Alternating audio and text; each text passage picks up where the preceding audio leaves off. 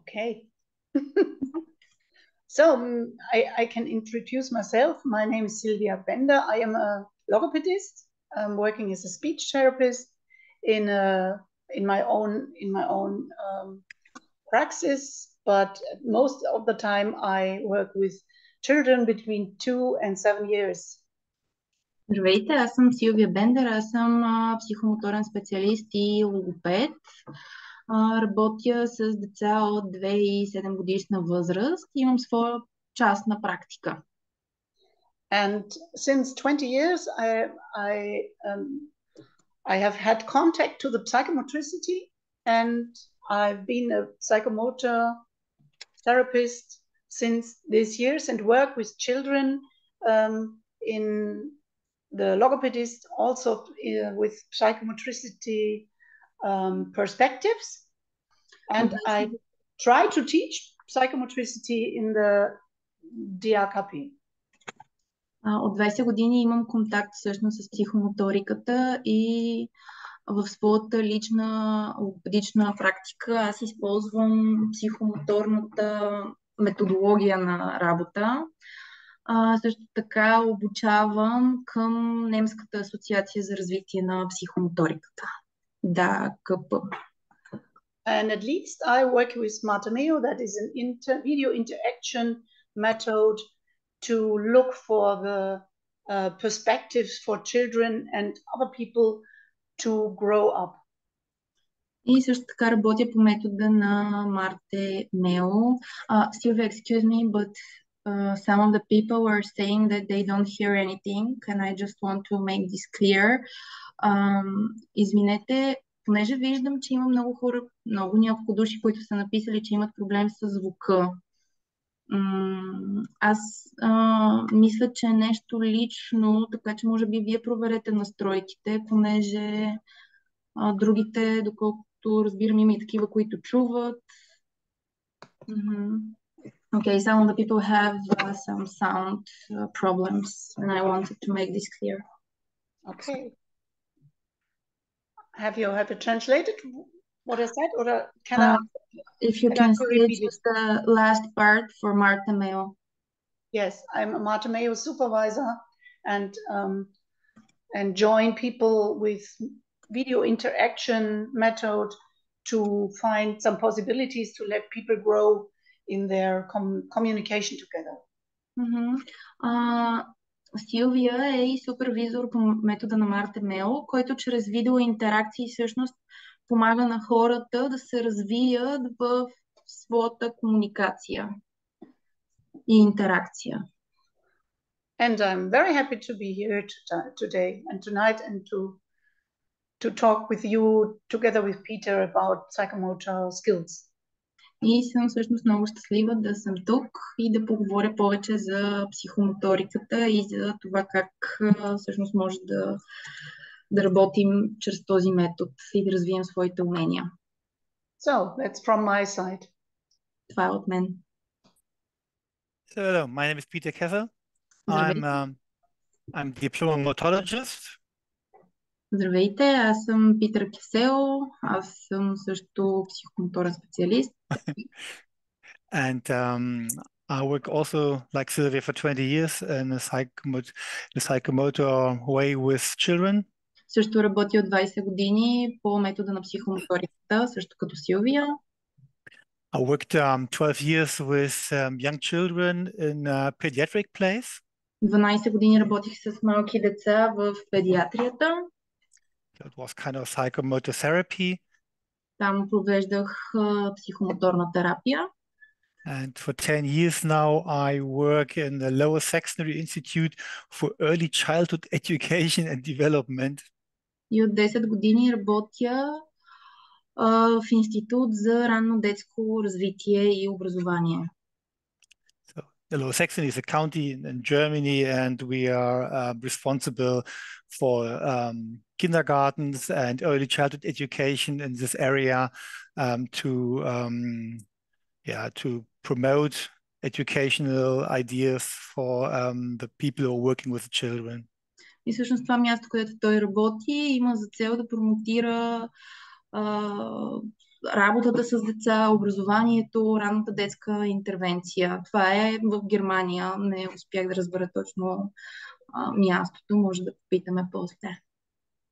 Yeah, and I'm also looking forward to have a lecture here together with Sylvia and with you. And it's always interesting for us to see your view of things, of moving. And so looking forward to it. И аз също нямам търпение да проведем тази лекция, да дискутираме и да видим и вашата обратна връзка и гледна точка относно движението и действието. That's from my side. So, maybe we can start. We have a little PowerPoint. And beside the PowerPoint, you are welcome at every moment to ask questions, to go in a dialogue together. And if you like to, you are very welcome to do this, everybody.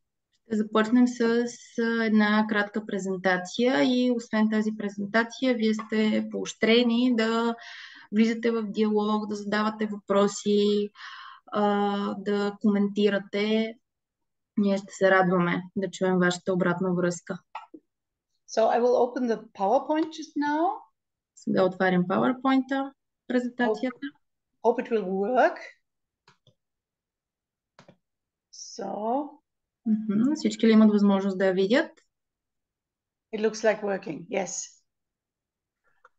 And we will talk about the movement and play and dialogue and the opportunities for development in psychomotor settings. Ще говорим за движението, за играта и за диалога, за това какви възможности за развитие има в психомоторното пространство. And we decided also to go in dialogue together, Peter and me, and we will ergänzen. We will look for each other. Everybody, sometimes Peter talks some things, and sometimes I talk some things, and we go in a dialogue together. So we add each other, yeah. През цялото време с Питър ще бъдем в диалог. Той ще разказва за едни неща, ще разказвам за други. Миленка? Тъй като има една дама, която има проблем с звука, имате ли нещо против да го пусне в Facebook Live? I'm sorry, Sylvia, there is some people who has sound issues. Are you okay to put it on Facebook? Just there are a lot of photos. Okay, yes. Maybe not allowed to go on the social media. Okay, okay. I will try to help her then. Okay. I'm sorry for that.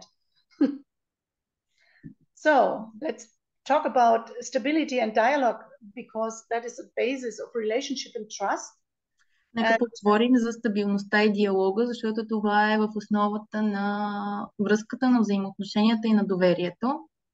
And we will begin with the basis of dialogue and building relationship together because in psychomotor settings it's a very important thing to look at the relationship together. И ще започнем точно с това, защото в психомоторното пространство, в психомоторния контекст, всъщност това е много важно, за да се формира връзка. And to experience stability and to be held, belong to the first is a very essential experience that human can make in the whole life and all over the lifespan. Да преживеем стабилността и това да бъдем държани, всъщност принадлежи към най-първите и жизнено важни, есенциални преживявания, които един човек може да има в своя живот. And Keegan says a stable environment enables the growth of interpersonal relationships and the recognition of feelings and needs. И Киган казва, че стабилната среда позволява развитието на междуличностните взаимоотношения и разпознаването на чувствата и на нуждите. And in psychomotor settings, we often feel that the stable environment between the children and us is the ground Entwicklung, of development. Development, yes. И в психомоторния контекст, в психомоторната среда, ние често усещаме, че тази стабилност в нашата връзка между нас и детето е всъщност основата, базата, на която стъпва развитието. And there are, I mostly we, or in my thinking, I put the psychomotor basics together with a good handling method of Martineo. So there is told it is very necessary to be in contact, to be accepted, to be held, to be connected, and to have experienced stability. За мен, като комбинирам както Марtineo подхода, така и психомоторния метод на работа, всъщност е много важно да бъда в контакт, да бъда приета, да бъда приемаща, да държа и да бъда държана, да бъдем свързани и да усещаме през цялото време стабилност. And one of the psychomotor principles, Peter has wrote about it, is dialogue orientation. И един от най-основните принципи на психомоториката, за който Питер е писал, е всъщност това да бъдем ориентирани към диалога. And if you want, Peter, you can explain that a bit more. Разкажеш малко, Питер? I think you were talking about on the last lecture, but maybe short some words for it. Миналата лекция говорихме за това, но може би накратко ще поясня. Dialogue means a kind of participation, so the children can participate. Диалогът означава това и от двете страни да има участие, т.е. и детето да участва.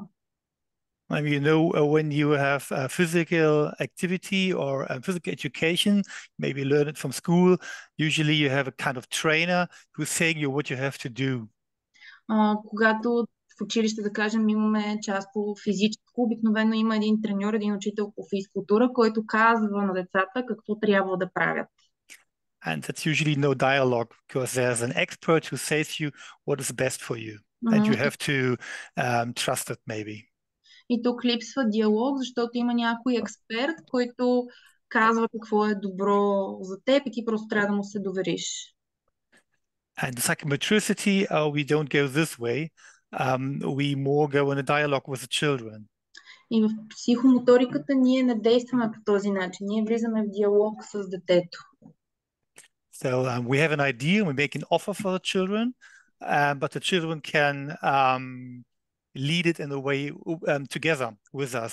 So if the children say we want to do this or we want to do it like that way, usually we find a solution to find together the best way to make the lesson together. В психомоториката ние имаме идеи, които предлагаме на детето. И ако то каже, че иска да го направи по по-различен начин, всъщност заедно намираме как това да се случи по възможно най-добрият начин, така че всички страни да са удовлетворени от това, което се постига като резултат. And the fascinating thing about it is usually the children, they feel and they say, we can do what we want. И всъщност децата, това, което е най-вълнуващото нещо, най-интересното нещо, е, че децата усещат това, че те могат да правят нещата по техния начин. But actually it is not that way, because we also go in dialogue and we also have ideas with the children. But it's not something like leading, you have to do like this. But in a dialogue we find a way to promote the development of the children. But it doesn't feel for the children like there is someone who's saying me what you have to do. А в същото време ние имаме контрол над нещата. Тоест детето си мисли, че той има свободата да прави каквото си иска, но тъй като ние сме в диалог през цялото време, ние успяваме да го насочваме, така че това, което се случва в залата, да подкрепя тяхното развитие и да подкрепя нашите цели, които сме си поставили. That means that the children, they become agency. They can do on their own and they we're listening to them. But that doesn't mean that we just have to do what the children are saying. So that's the dialogue. И детето, да, има думата, но това не означава, че ние трябва да правим само това, което то казва. Ние затова през цялото време сме в диалог, за да можем и двете страни да бъдем чути и разбрани. So, I think it's enough. Okay, thank you for explaining. In the last lecture we were less people, so it was very interesting to hear it again, I think. Благодаря, че обясни. В миналата лекция бяхме по-малко хора, така че беше интересно да го чуем отново. And this campaigns to that what Peter explained just now, that the early childhood communication is essentially consists in the voluntary physical participation. And we also see it in mimetic and complementary resonance when we go in interaction with children. Общуването в ранна детска възраст в съществото и се състои всъщност неволното физическо участие, което виждаме в мимиките, в резонанса, който придружава тази комуникация. Когато направим една физиономия, малкото дете много често я повтаря след нас. And Rosa says experiences resonance is a primary form of our world relationships, so that experiences of resonance can be understood under this aspect that it is an element of human existence. Роса казва, че преживяването на резонанс могат да бъдат разбрани като основен елемент на човешкото съществуване. Тоест резонансът е основната форма на нашата връзка в този свят. And the dialogue in the psychomotricity, in the psychomotor settings, is mostly initiated from the body with mimetic and with bodily communication, not so much with verbal communication. И често в психомоторната зала, в психомоторния контекст, диалогът е по-скоро иницииран и се случва чрез движението, чрез действията, чрез мимиката, не толкова чрез вербалното изразяване. Повече разчитаме на телесното изразяване. And when we look at that, see that the body is a medium and center of all perceptions, movements, and action. That means the dialogue, that means expressions of children, what they show in their movement, in their actions, in their play. И всъщност можем да кажем, че тялото е средата и центърът на всички възприятия, движения и действия, и тялото е водещото в играта и можем да разберем много от движението на детето. And in being in contact in the psychomotor settings with the children, preparing a room, giving a setting, they became the feeling of being self-effective. Like Peter explained, the children said, I can do what I like. И всъщност предоставяйки една такава среда на детето, в която, както Питер обясни, то да се чувства, че може да прави само нещата, когато стоим заедно, когато му предоставяме възможността, то започва да развива самоефективност, да се чувства точно самоефективно. So beside the dialogue orientation,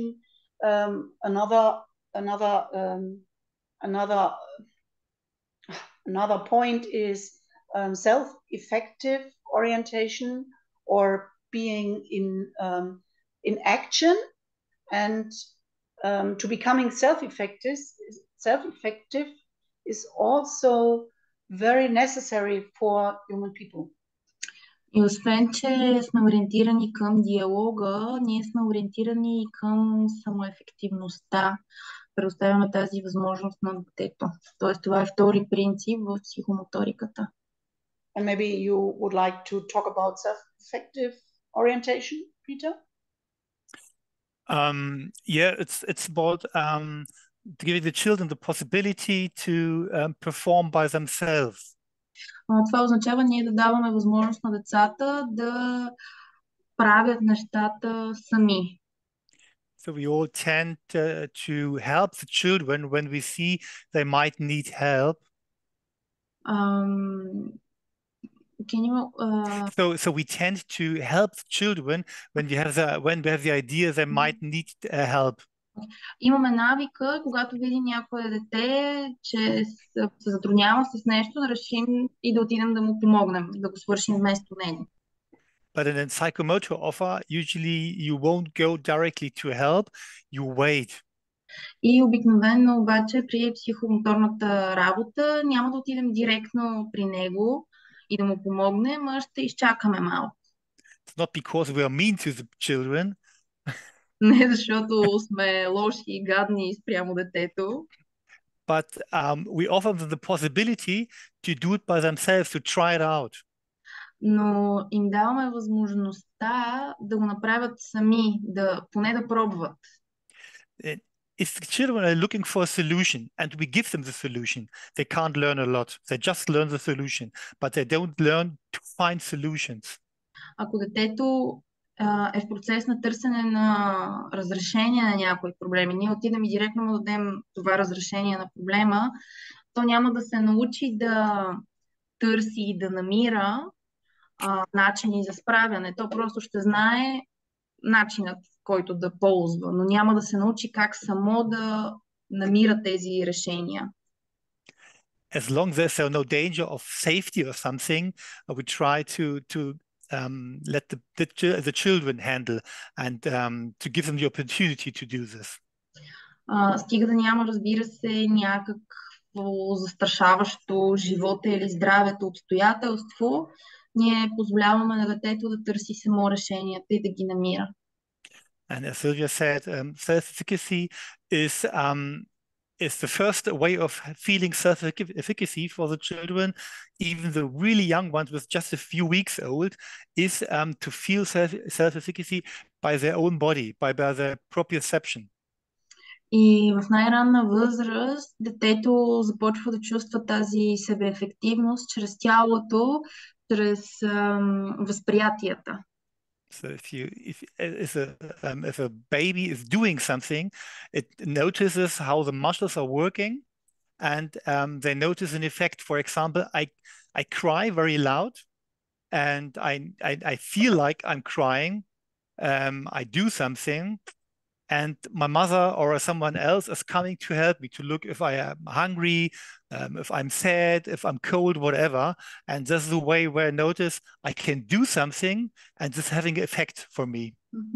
Един пример, който е свързан с много малки бебчета, е когато, да кажем, бебето се разплаче и родителят или който в този момент е обгрижващата фигура, отиде при детето и провери дали е гладно, дали му е студено. Всъщност така детето се научава, че може да направи нещо. Ето аз плача или се чувствам, че плача, правя нещо и това нещо има резултат. Някой идва при мен и някой ми помага, дава ми храна или ме сгрява. Okay. So we can go on. Maybe some words to the words Peter said just now. When the baby is feeling self-effective, then mostly we can go in a dialogue and make it and help the baby to recognize this, to registrate this in the dialogue way. And so it is both is very, very necessary in psychomotricity to give children situations of self-efficacy and also be in dialogue in these situations. So they can registrate what happened. Нещо да добавя само към това, което каза Питер, е, че когато дадем тази възможност на детето да се почувства себеефикасно, ние тогава може да влезем и в диалог с него и да дадем думи на това, което се е случило. Така че двете неща да вървят ръка за ръка. Даваме възможност за постигане на себеефикасност, да се почувства себеефективно детето и влизаме след това в диалог, за да вербализираме, да споделим. Before we go on, Danny, I don't know, because we're starting now with the dimension of significance of physical activity, maybe there are questions of understanding also already now, so maybe you ask. Окей. Сега преминаваме към следващата така тема в нашата голяма подтема, в нашата голяма тема, така че ако някой до този момент има въпрос, може да го зададе, да пита нашите водещи, да влезем в диалог, така да се каже.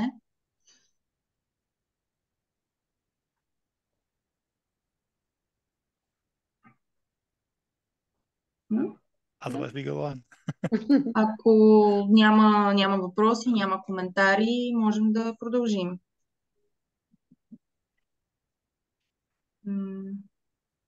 Okay, so we go on. Okay. Добре, продължаваме. All right.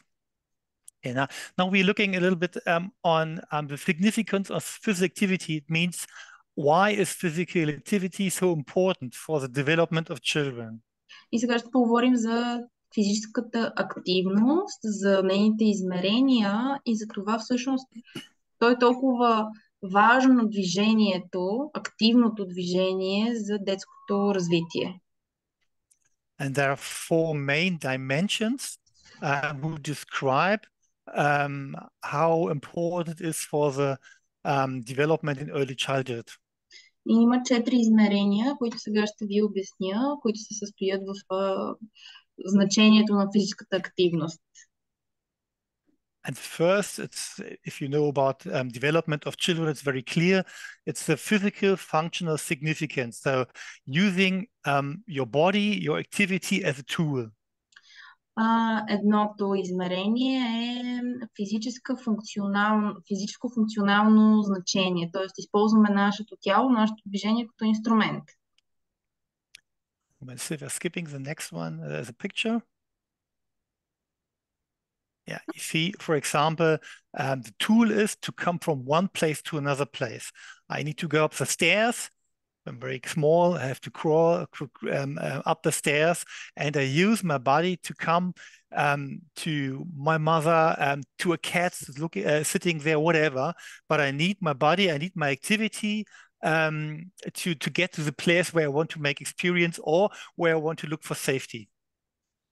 И пример с снимката. Това детенце трябва да се качи от началото до края на това стълбище. Може би там го чака майка му, може би има някаква интересна котка и всъщност то трябва да използва тялото си, трябва да използва движението си, за да може да премине тези стъпала. Той използва тялото и движението като инструмент, за да постигне своята цел, да стигне крайната точка, която си е поставило. And all these dimensions, like this one is also everywhere inside there is self-efficacy possibility. И в това измерение, както и в всяко друго, всъщност имаме себеефективността. It means so I can do it like to go to a place where I need to go or want to go. Аз мога да го направя, аз мога да се предвижа от едно място до друго, когато ми трябва да го направя. The next point is perceptual exploring significance. It means seeking for experience. To make experience with the world, to experience the world, I need my body, my activity. Второто измерение е възприятие, да възприемаме, да изследваме средата. Да търсим, да достигнем, трябва ми тялото ми, за да влизам в опит със средата, която ме заобгражда.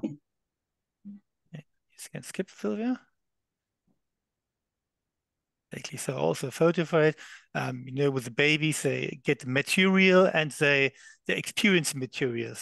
They don't know the materials, they don't know what to do with it maybe, but they play with it and they grab it and they look how it's react. For example, I wouldn't give a balloon to a small child like this, because if it grabs too hard, it will explode and makes a loud noise. Usually the babies don't like this because they're not used to the loud noises. So you also have to look what is the right material for the children to experience in a positive way. И ето пример как това дете държи една топка, тя в случая е мека и то почва да усеща със своите възприятие Дали е мека топката, дали е твърда, колко е голяма, може ли да стисне. Питър също така каза, че е много важно да имаме предвид възрастта на детето и да преценяваме спрямо това какво можем да му предложим като материал. Да кажем, за едно толкова малко бебе не би било подходящо балон, защото ако се спука, той много силно ще го стресне и това ще е по-скоро негативен опит, отколкото позитивен. Но това е идеята на тази сфера на физическата активност, която е изследователската, че детето учи през своите сетива за обикалящата го среда. And this ball, for example, this colored ball is very soft. It's light, so if it falls down, it drops on the child. It's no problem at all. And maybe you know all these tools, the toys. Maybe it makes noises when you press it. И ето тази топка, цветна, мека, ако той е изтървен, няма да го нарани детето. Има други пък, може би тази е такава, занимателни играчки, които имат вътре нещо, което издава звук. And if you smell your mom on it, it's also the best toy. И ако можеш да помиришеш майка си на тази играчка, това е най-добрата играчка. Yeah. But the important thing is also here, I experience with my body, with my activity, the world, this ball, and also other things in nature, wherever I am when I'm growing up. И най-важното всъщност е, че детето изследва тази топка чрез движението и чрез своето тяло. И без значение дали е тази топка или то е навънка сред природата и усеща вятър, усеща неща, върху които стъпва, хваща, то просто ги изпитва и ги научава чрез движението и чрез тялото си. You look to Piaget, I think you know him. It's the first stage in intelligence development is always sensomotor learning. И Пиаже казва, че всъщност първата стъпка на развитието е чрез движението, моторното. Motor learning? Sensomotor, the connection between sensory system and motorical system. Че връзката между възприятията и между движението е първата стъпка към развитието. And this connection between your sensory system and your motor system, they are working always together. And this together is something like the motor of learning. И през цялото време има връзка между сензорната система и между моторната система на човека. And the basis for intelligence later on. И това е основата на интелигентността, която се развива. Okay, next one is then social significance. It's about communication. Следващото измерение е това от социално значение. Това е комуникацията. Exactly. So you need your body, you need your activity to communicate. You can do it in a very directly way, like on the picture, but there are also some other possibilities to communicate. But you always need your body, more or less. По време на комуникацията ние имаме нужда от движение, от някаква активност. Можем да влезем в комуникация така директно, както на снимката виждаме, но има и други начини, по които можем да го направим. Но без значение начина, на който изберем, нас ни трябва движението и да извършим дейността. Communication is about listening first. It's also about talking, but not only verbal talking, what Sylvia already said.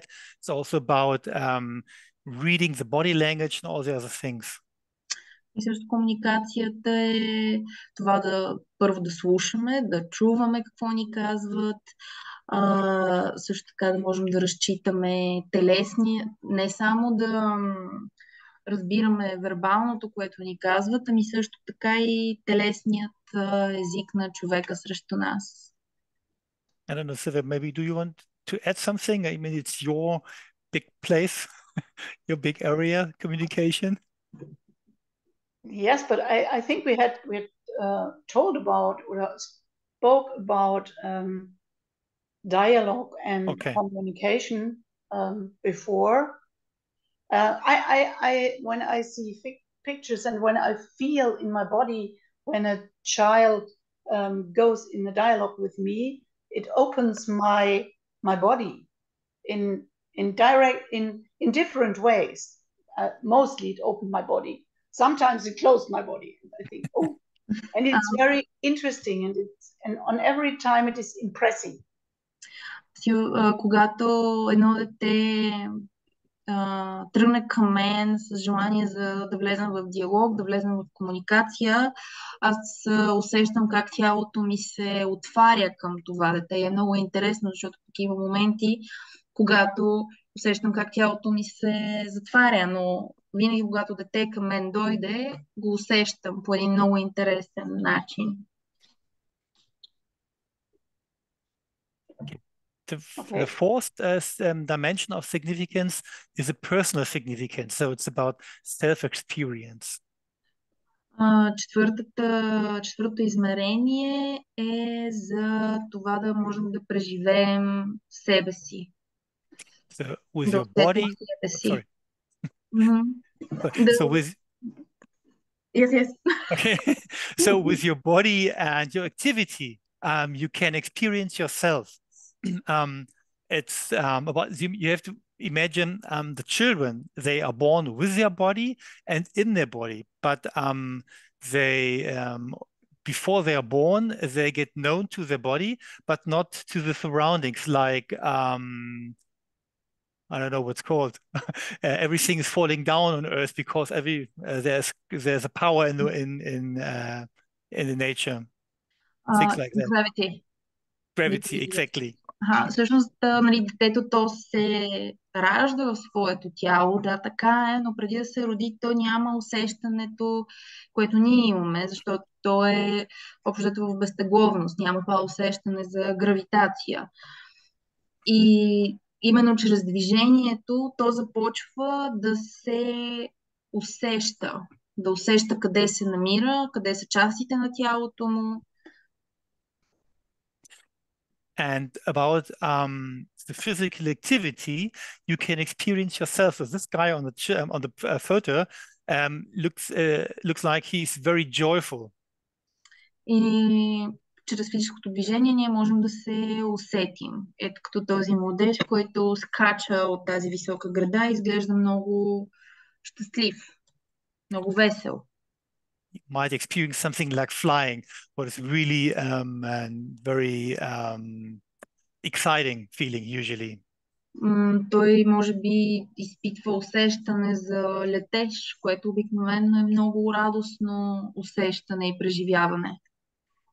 But sometimes maybe you find a challenge where you are there quite but feared about it, and you do it maybe even though you're feared and you don't feel very well with it. Но може би пък понякога това е страшно преживяване и не се чувстваме комфортно с него. So also in this situation you will experience yourself. You experience you don't feel very well to do things like this because maybe it's too challenging for you or it's too high for you to jump down, whatever. И в една такава ситуация всъщност ти ще се почувстваш дали това ти носи страх, дали ти носи удовлетворение, дали те притеснява височината, дали те притеснява самото падане, дали е твърде предизвикателно за теб и може би може да се предизвикаш да пробваш. And the point in psychometricity and psychomotor offers is I wouldn't provoke situations where the children are feared or they don't feel very well. But if the children come in these situations, it's our job in the psychometricity to convoy them, to support them, to give them a feeling you're not alone, to give them a feeling of safety like this. И по принцип ние не бихме насилили едно дете да се поставя в такива ситуации, за да може да преживее страха си от високо, да кажем, но ако то само изяви желание да пробва, ние ще сме там да го подкрепим, за да се почувства стабилно и сигурно. Okay, see, there's in the chat, there's a question to Silvia. I think it was to the communication before what Silvia was saying. Maybe we pick it up directly. Има въпрос, който you are going to answer it right now. На въпрос, на който ще отговорим сега. I think so. Sylvia. Sylvia, I haven't seen the question. I will read it to you. Okay. Can you remember a situation or two when you felt your body closed when a child approached you? What do you think provoked your reaction in the different situations of your body closing? How did you work through it? How did you manage? What did you do? Thank you. I will just translate it. Okay. Маргарита попита Силвия дали тя си спомня за ситуация, в която се е почувствала всъщност затворена, когато дете е инициирало контакт с нея. Това е по повод нещото, което тя по-рано каза. И също така Маргарита пита какво е провокирало според Силвия тази реакция в тялото, в това тялото да се затвори, как е успяла да удържи ситуацията, как е успяла да я премине и да се справи с нея. Какво е направила тя в конкретната ситуация? Okay, that is a very interesting question because it goes to the interbodily communication between you and me. Това е много интересен въпрос, защото тук навлизаме малко по-надълбоко в тази междутелесна комуникация между мен конкретно и теб конкретно. And that might be situations when children do something what I am not I'm looking for words just now. When children do something that I cannot expect what will happen. Will they go to be in danger? Will they climb too high and I can't manage it to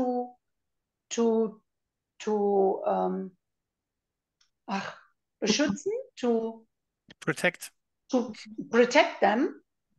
Това обикновено би се случило в ситуация, в която аз не мога да предвидя какво може да се случи. Да кажем, ако детето се качи твърде нависоко спрямо моите усещания за височина и аз се почувствам все едно не мога да го предпазя.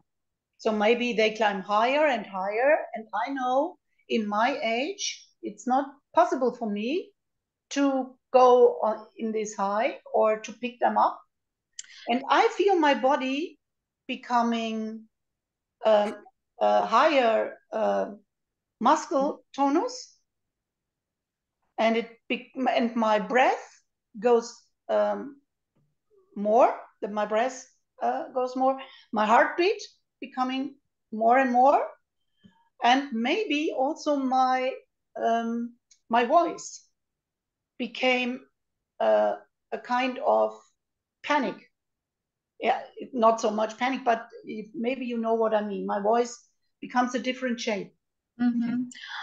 Да кажем, детето продължава да се качва все по-нависоко и аз стигам до извода, че на моята възраст и на моята възраст и физическа подготовка аз не мога да се кача и да съм там до него да го предпазя и започвам да усещам как се повишава мускулният ми тонус, как се стягам, как започвам да дишам все по-бързо и по-бързо, сърцето ми започва да пие по-бързо и даже тонът ми се променя, започва да се прокрадва нотка на паника в гласът ми. The same can happen when I am in a conflict situation with children. Това може да се случи в някаква конфликтна ситуация с дете. And my conclusion, my exit is mostly to speak about it.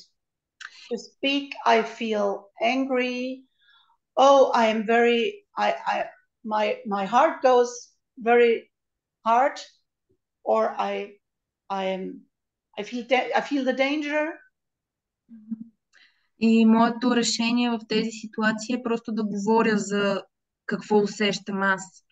Да кажа, чувствам се ядосана или усещам как сърцето ми бие много силно, усещам заплахата. Да говоря And over the years, I was very impressed that my body reacts before my mind recognized what happened. When I reflect to myself, I first before I have the thoughts about things, and my body has reacted. И много интересно нещо, което осъзнах през годините, е, че моето тяло винаги реагира преди потока на мисъл да е започнал. Тоест аз първо започвам да се стягам и да изпитвам това телесно напрежение и чак след това започвам да мисля за опасността. Реакцията е първо в тялото ми. And so psychomotricity for me, it's a method I have to feel by myself. And it's very hard to describe what happened. And I hope that will be a little point of understanding. My words will have a little point of understanding, I hope.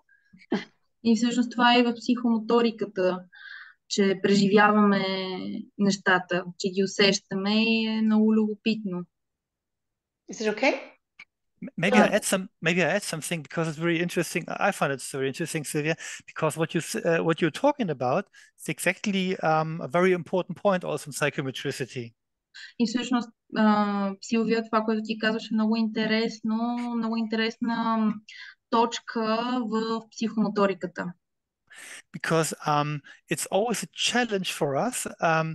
On one hand, we need to be authentical. Защото това е голямо предизвикателство в психомоториката. От една страна, ние трябва да бъдем автентични в това, което когато сме в залата, когато сме с детето. But we also have to see the needs of the children and we have to be even so professional. Но в същото време трябва да наблюдаваме и да уважаваме нуждите на детето и да се държим професионално. And our body is always authentical, but very important is in the second reaction what we are saying, also how we react then, how we behave is to find a way of selective authenticity. И нашето тяло, нашите реакции винаги са автентични, но след това идва момента, в който трябва да вербализираме, да изговорим нещата и тогава трябва пък да бъдем селективно автентични.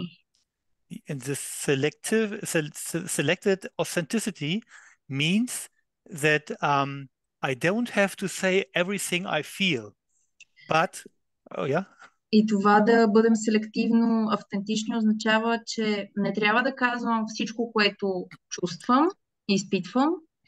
But whatever I say or do has to be true. Но всичко, което казвам и правя, трябва да бъде истинско и автентично. So I'm no actor in the situation, like the actor on TV or something, but I have to keep in mind what's the best, what's important for the development of the children in the moment. Тоест, аз не трябва да играя някаква роля, както някой актьор в филм по телевизията, а трябва да бъда искрен и максимално автентичен спрямо детето и спрямо неговите нужди. So how much conflict is possible for the children, for example? Например, колко конфликт може да понесе детето. Okay.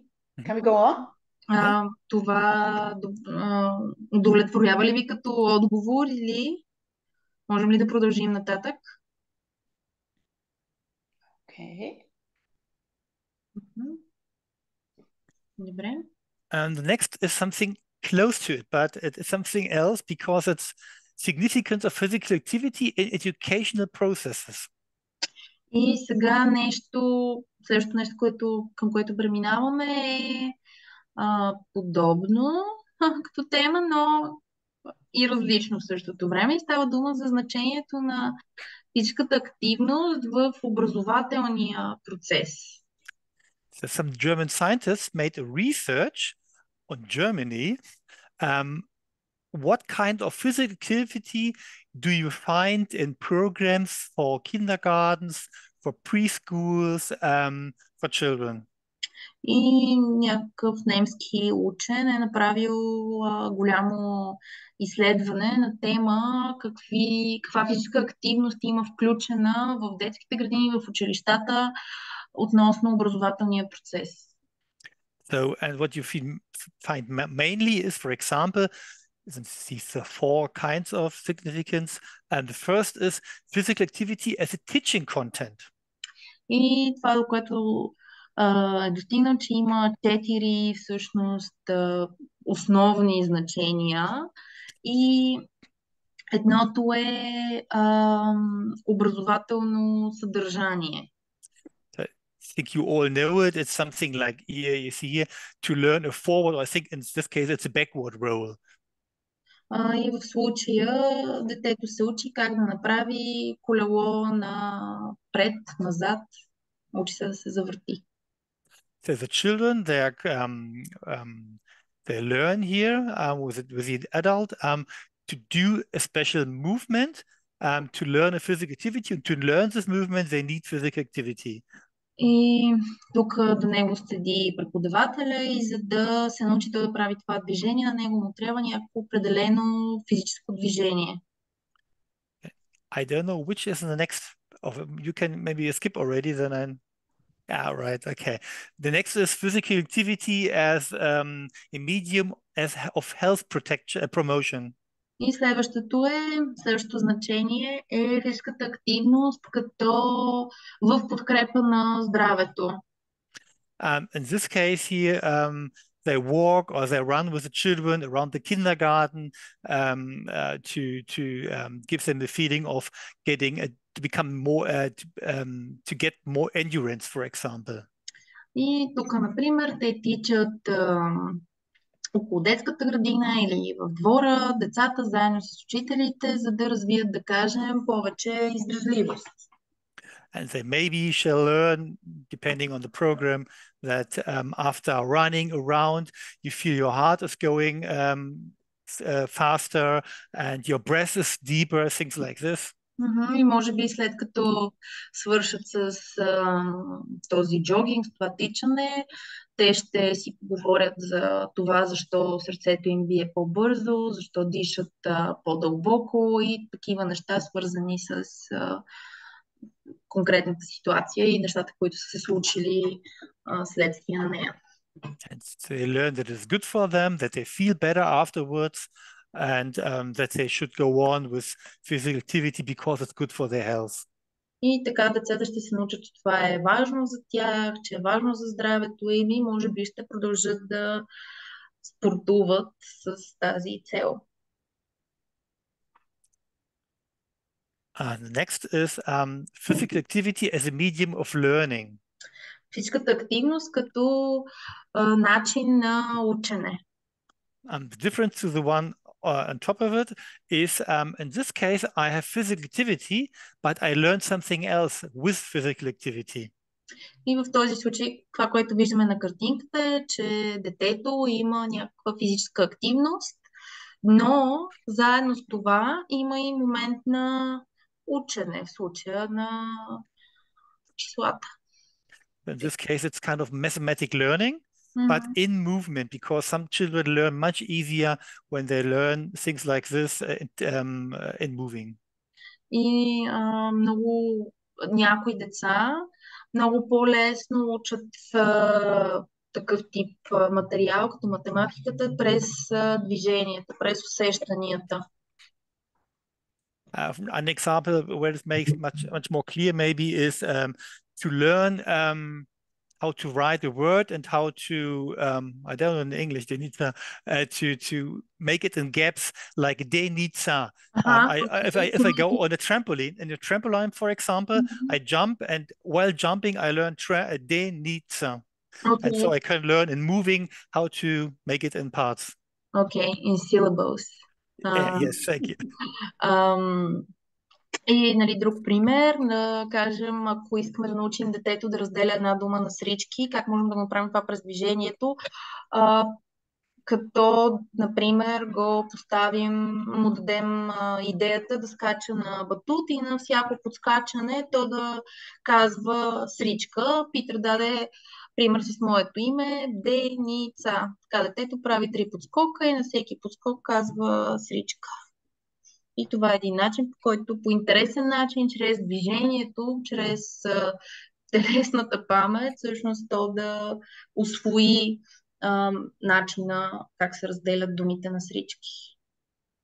Unbelievable, Denisa. You are an English dictionary for me. Okay, next, the fourth of it is physical activity as a medium of personal growth promotion. Физическата активност като начин за себеразвитие. And this is the main part where where psychomotricity usually is settled. И също това е основната част, където психомоториката е замесена. So our idea of psychomotricity, maybe you heard about it last time, is the personal growth of the children. И нашата основна цел в психомоториката, може би сте чули в предишната лекция, ако сте се включили, е да подкрепяме развитието, личностното развитие на децата. So in play, in physical activity, the children learn about themselves, they learn together to develop themselves. И през играта, през физическата активност, децата учат за себе си. Или как да се развиват. And all these four things exist in Germany as a part of physical activity or as a reason for physical activity in early childhood. Yeah. И всички тези всъщност 4 причини, поради които е важна физическата активност, те са заложени в програмите за ранно детско развитие. Maybe it's similar in Bulgaria. Може би е подобно и тук. Вие може да споделите.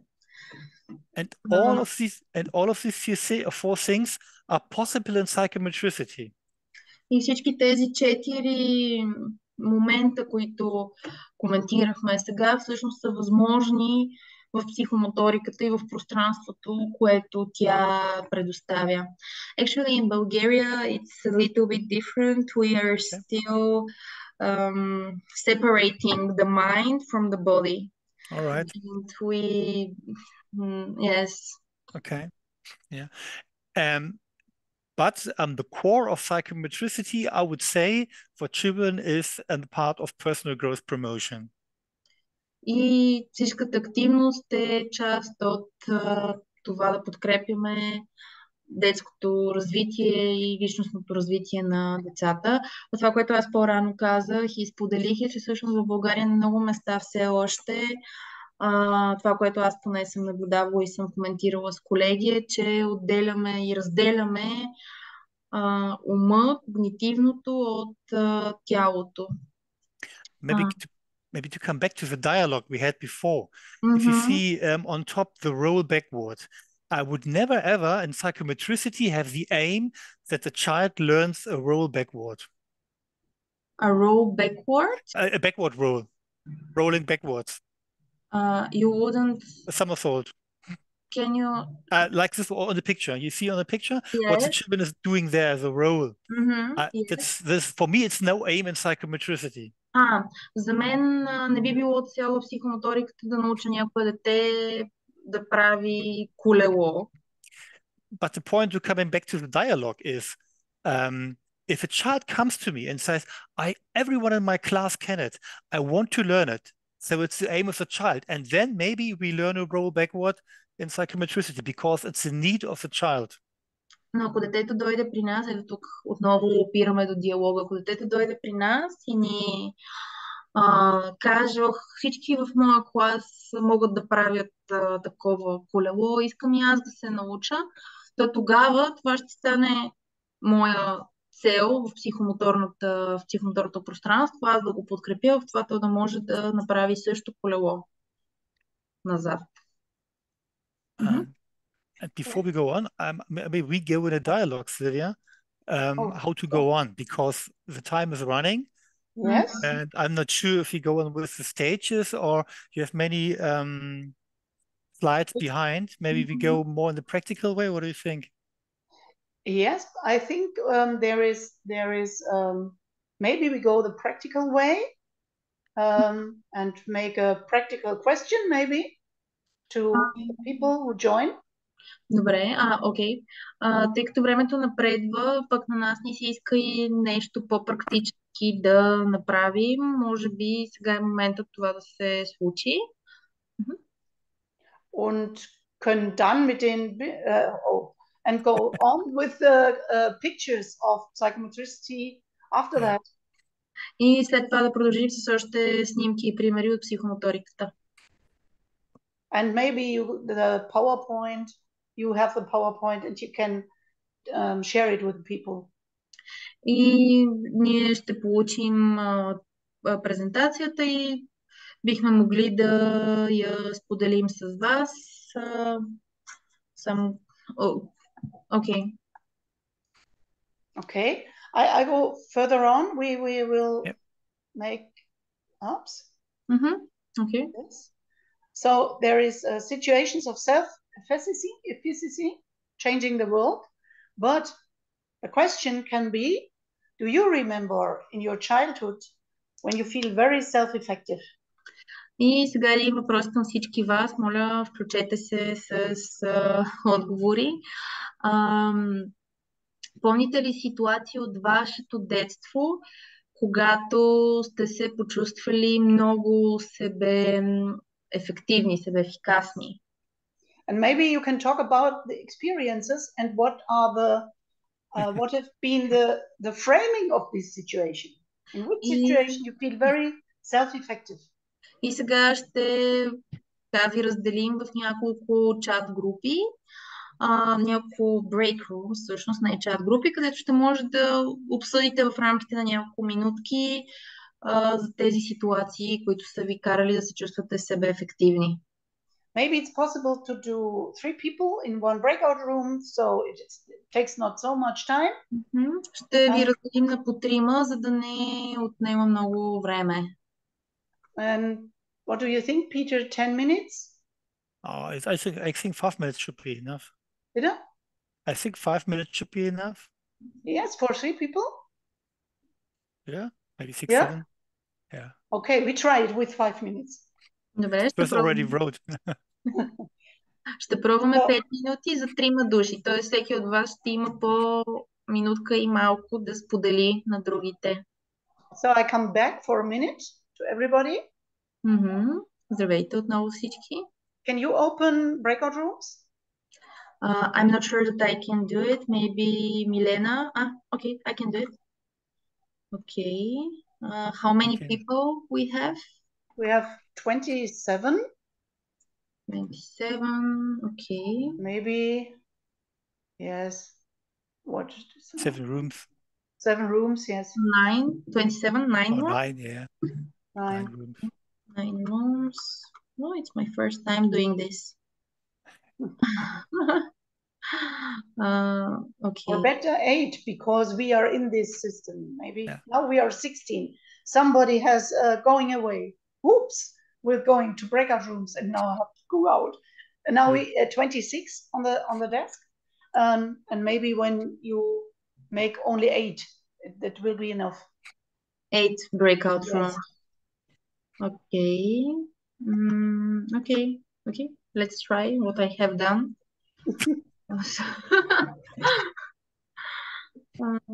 Okay.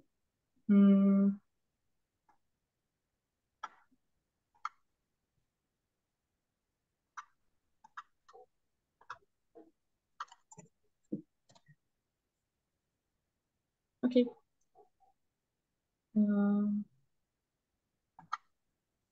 It works. Yeah. Okay.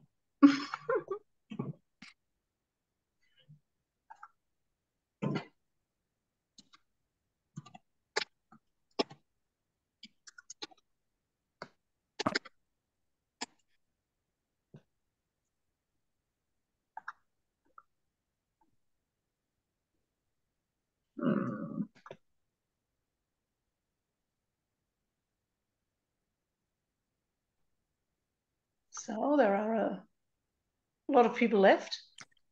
Yeah, it can be that they are on the mobile and they can't click to go in the breakout room. Okay. But I think we can help them. I have a look. Okay. Yeah. Oh, what's going on? Let's see. Maybe I can't push them in.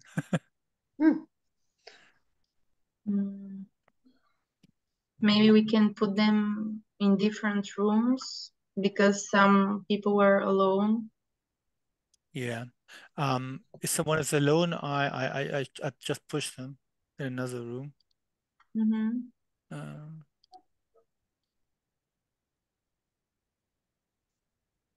For example, always two are in one room. In room 2, there's someone still alone. I put them in.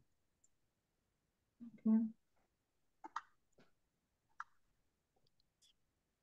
Room 2 and room 5. There is only one. Okay, room 2 is already around. Room 5, maybe.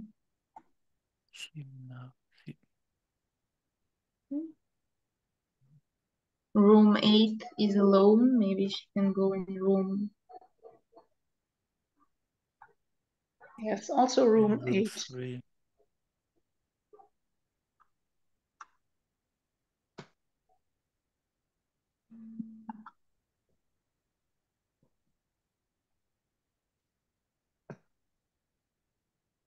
I think that just some people put their video and they don't actually participate, and that's why sometimes this happens. Sometimes it happens, yeah.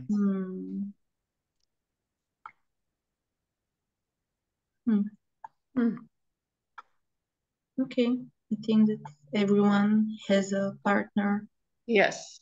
And the others. It was just the idea, not just to talk the whole evening and everyone is getting tired.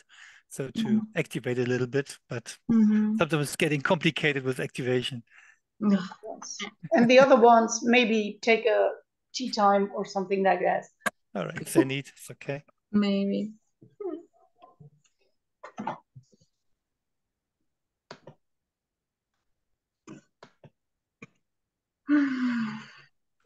Oh. How are you? Are you tired? Oh, yes. I think I can understand. I'm so sorry for coming too late today, because I really, in every calendar I've written 7:30. But and by just luckily, I was just looking at my mails, and 3 minutes after they was mailing me, I said, "What? Now we're waiting? It's 6:30." And then I said, "Okay, maybe I just wrote down the Bulgarian time. Oh no!" Sometimes this happens. Yeah, it shouldn't happen, but yeah, it happens. Yeah, happens. But yeah, it worked. It worked. I was prepared also to go with something. Very good.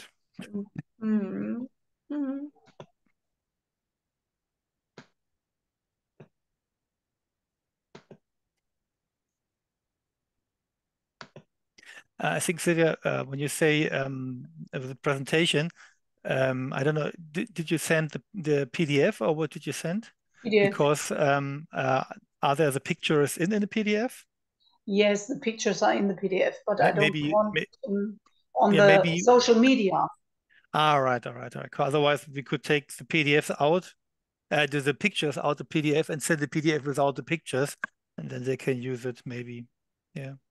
If you're ready, I open the board again. I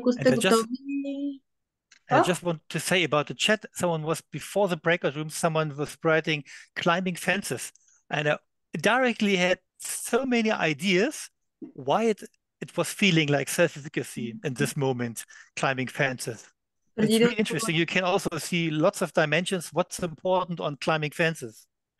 Точно преди да излезна в breakout стаите, сесиите, Маргарита написате, нали, нейният момент, в който тя се чувствала като дете себеефикасна, е било да се катери по огради.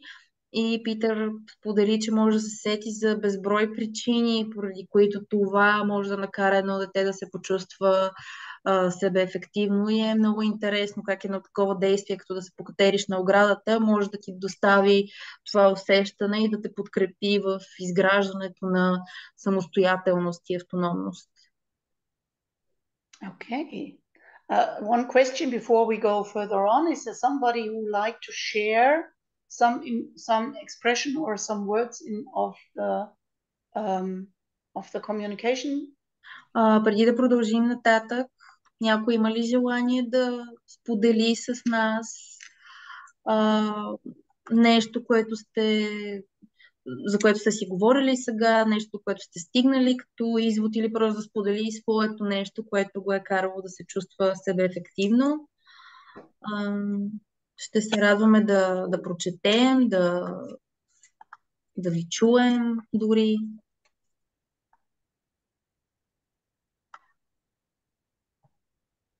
Nobody.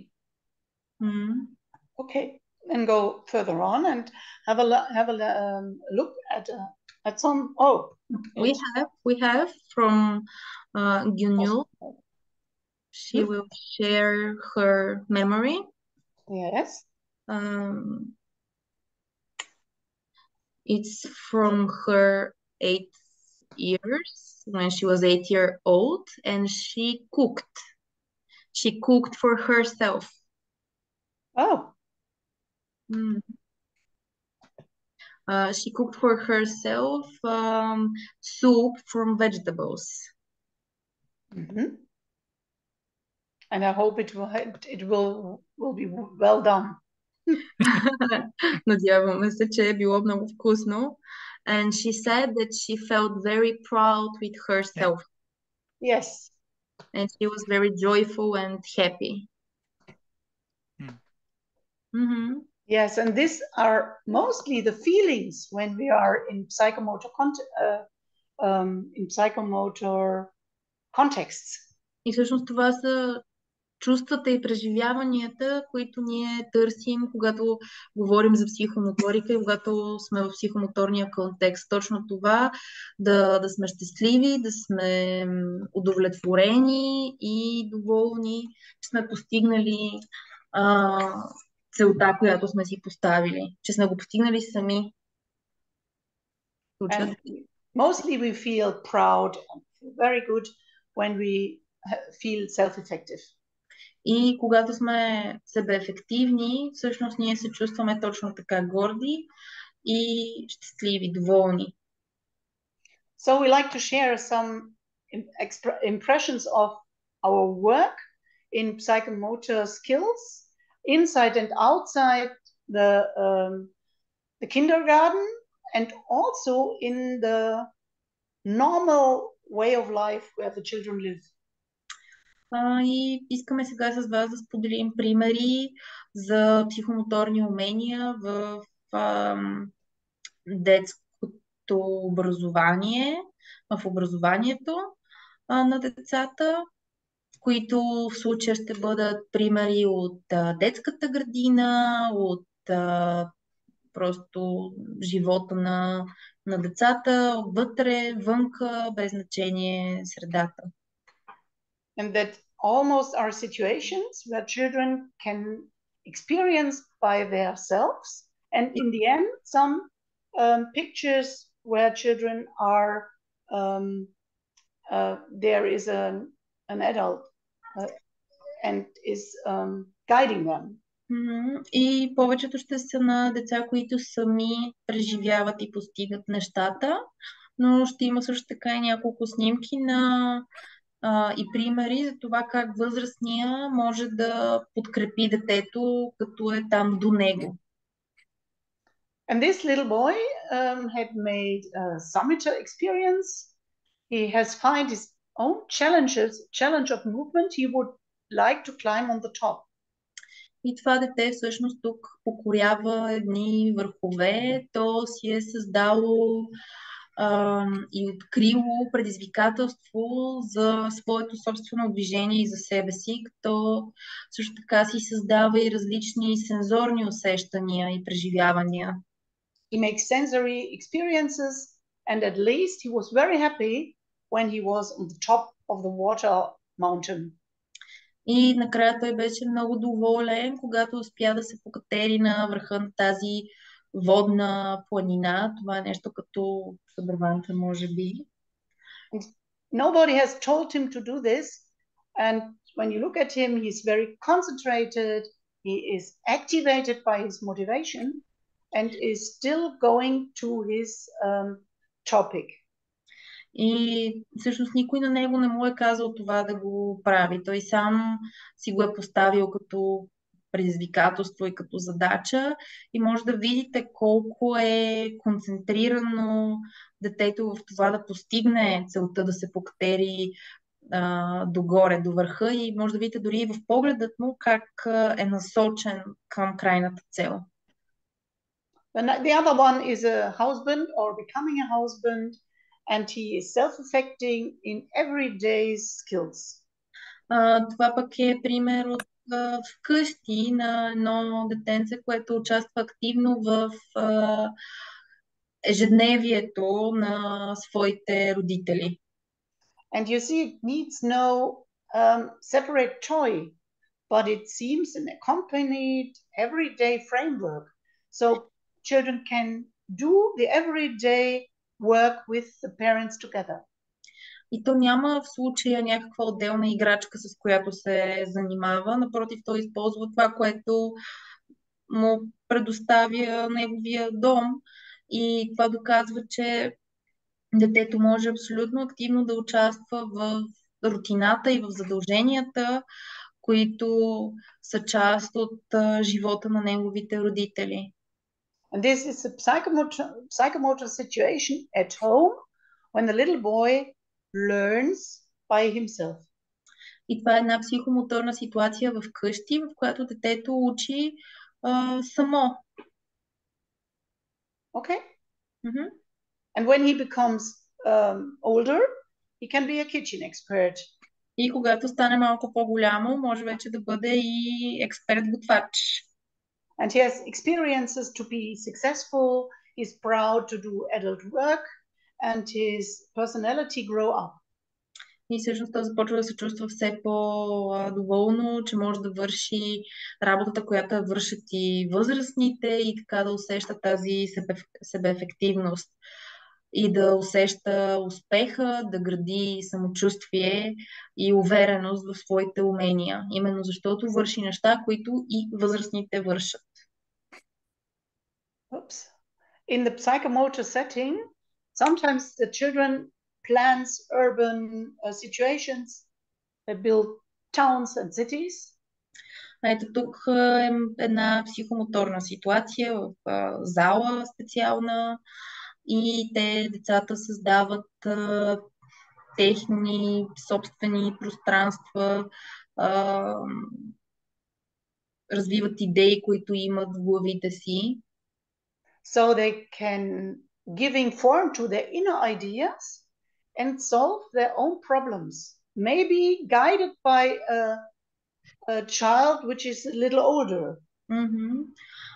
Да, както казах, дават форма на техните вътрешни идеи, разрешават проблеми, които възникват и понякога да се учат от своите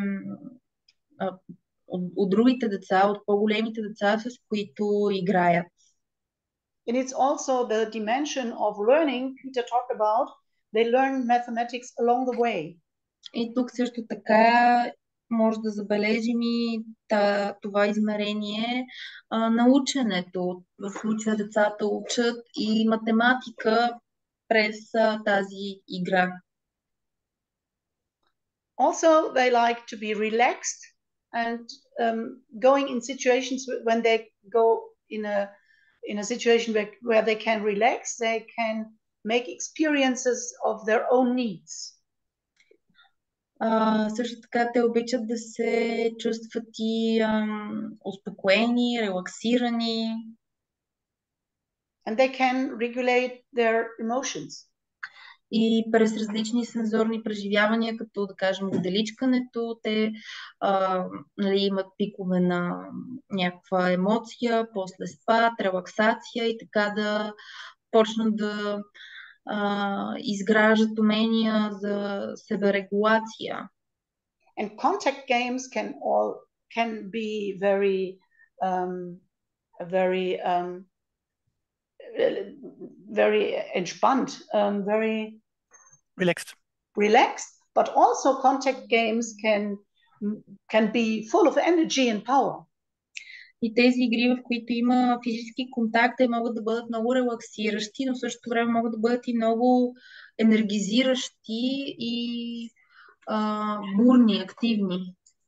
And the child learns how to regulate the own emotions in contact with other children. И децата могат да се учат как да се себерегулират, как да себерегулират емоциите си, когато са в контакт с други деца. So sometimes they make a very dangerous experiences. They break a new ground. They take a risk. They look out for where are their own topics, what they like to do. Някой път пък техните игри са малко по-рискови. Те влизат в ролята на откриватели на нови пътища, тестват границите си, изучават докъде могат да стигнат. They make experiences in the competence of the reaction, of their only reaction. Те изграждат компетенции в следствие на това какви реакции са провокирали дадени ситуации. And assess their own abilities, so they can build up a body experience for themselves. И могат да оценят своите собствени умения. Те всъщност започват да изграждат телесни преживявания и осъзнавания за себе си. And in such situations, children had to be guided, we are the guides or the people who were also necessary in the psychomotor setting, and we can do it in a different way. И в такива рискови игри, всъщност нашата роля е важна, защото ние можем да подкрепим детето. At the beginning, we talked about dialogue orientated, and when the girl will look to the side, she will see the same face and the same emotional mimic as she feels just now on their way on to the top. В началото говорихме за диалога и за важността от него и на снимката може да видите дете и може би психомоторен специалист и детето, ако завърти своята глава към психомоторният специалист, то ще види абсолютно същата физиономия, която той има на лицето си, чрез която изразява какво чувства вътре в себе си. To act as a mirror, to act with their own body helps the children to make decisions, share interests, and helps us to understand the children's words. И това ние да бъдем като гледала на децата, им помага те да влезнат в контакт с нас и да взимат решения, да споделят с нас и всъщност ние да разберем по-добре светът на детето.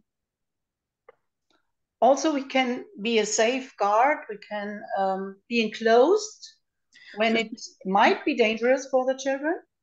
Също така ние можем да бъдем като пазители, можем да бъдем близо до детето, когато виждаме, че то е в по-рискова игра. And we can make our own challenge to keep our hands off. И тук може ние пък да си дадем едно предизвикателство, да си държим ръцете настрани, да не тръгваме да помагаме веднага. So that the children feel structure and safety through our presence and our space and also our language and speech. И така детето ще усеща структурата и сигурността чрез нашето присъствие, че ние сме там, чрез езика, чрез който го навигираме и пространството, което сме му дали. Mostly is giving space, one of the biggest challenges adults are confronted with in a psychomotor therapy. И едно от най-големите предизвикателства, които възрастните се сблъскват в с психомоториката, е всъщност това да дадат пространство. Being a partner in playing and provide ideas. Да бъдем партньори, да играем в игрите и да предлагаме, да даваме идеи. And to see the children's initiatives and express them in language so that the child feels I have a great idea. Това да можем да видим инициативите на децата, да можем да ги възприемем и да ги вербализираме, така че детето да се почувства и да си каже, моята идея е чудесна, страхотна. And when children become the feeling my ideas are great, I'm welcome with my initiative, they become, that is a very good ground for their self-concept. И когато детето бъде приветствано с неговите идеи и бъде подкрепено, то поставяме една добра основа за себеразвитие и като цялостно развитие и самоувереност. And they learn I can solve problems by myself, I have my own ideas, I can show my own ideas, and I must be guided through my life and need help from other people. И така той се учи, че неговите идеи имат значение, че то може само да се справи, че може само да намира решение, че няма нужда да бъде цял живот навигирано от някой по-голям от него. And at least listen and feel, we are going to recognize the children's feelings and ideas. You see, the adult has the same face as the little boy. Ето и тук може да видите, че възрастният има същата физиономия на лицето си, както детето. Много важно е ние да чуваме и да чувстваме, когато сме в контакт с децата. We can take the feelings into language, we can reflect them back, we can take the feelings seriously, what the child shows us, and that takes time. И ние можем да говорим за преживяванията, можем да рефлектираме върху тях, но да ги възприемаме сериозно и да дадем време и пространство те да се развият. So the child experiences in that way to be understood and perceived, and his development can grow in a warm atmosphere. И така преживяването на децата ще бъдат на разбиране и на приемане и развитието ще се случва, защото развитието се случва и расте, когато има топла атмосфера. So that is the end, nearly. So we took out some words from the Genia Satya. I believe that the greatest gift I can receive from someone is to be seen, heard, understood, and touched. The greatest gift I can give is to see, understand, and touch the other. And when this happens, contact is established. And I think that is a core of psychomotricity in these words of Genia Satya. И така едни заключителни думи на нашето представяне на сатир. Аз вярвам, че най-хубавият, най-великият подарък, който мога да получа от някого е да бъда видян, чут, разбран и докоснат. И великият подарък, който аз мога да дам е да видя, да разбера и да докосна другия. Когато това се случи, контактът е установен. And at this point, I will close. Maybe Peter, you would add something more. That development needs support and freedom of movement. That's simple, but it's not so easy. Питър може да добави също нещо. Okay, maybe Peter, you would like to add something more? Yeah, maybe I think if you hear it the first time, it's not about black and white, this or this. There's lots between possible. Нищо не е черно и бяло. Има много неща, които са възможни между тези две крайности. And when Sylvia was talking about the risk of the children to calculate their own risk, and it shouldn't sound like, you didn't say it, it shouldn't sound like the children get in danger. И когато ставаше дума за рисковите игри, когато говорихме за това, че оставяме детето само да прекалкулира риска, да оцени нивото на риск, не означава, че ние ги оставяме в опасни ситуации, такива, които могат да застрашат тяхното здраве или живот. It's maybe what the topic was today, dialogue. It's we don't give it jail, something like you have to do it like this, very, very close. But we are so close to children to give them a kind of frame, but a wider frame in which they can develop very well. And then in this frame, they can look for which risk I want to take and which not. Темата днес беше за диалога, така че ние не слагаме децата в затвор, в който им казваме, вие може да правите това и това, това и това ви е забранено. Ние по-скоро им даваме една широка рамка, която те да могат спокойно, с усещане за сигурност да се развиват и да се предизвикват. And this is also something about self-efficacy again, because they become builder of their own development. И отново опираме до себеефективността, понеже по този начин те градят своето развитие. Just so far. Yes. Yes, for me it's so fascinating that psychomotor gives children opportunities to develop and do it in their own time and do it in their own mit den eigenen Möglichkeiten. In their own possibilities. Yes, with their own possibilities. My daughter has a little disability. Was a little bit has some. They need more. She need more steps in her development, and when she was in contact with psychomotor therapy, her personality was growing up. She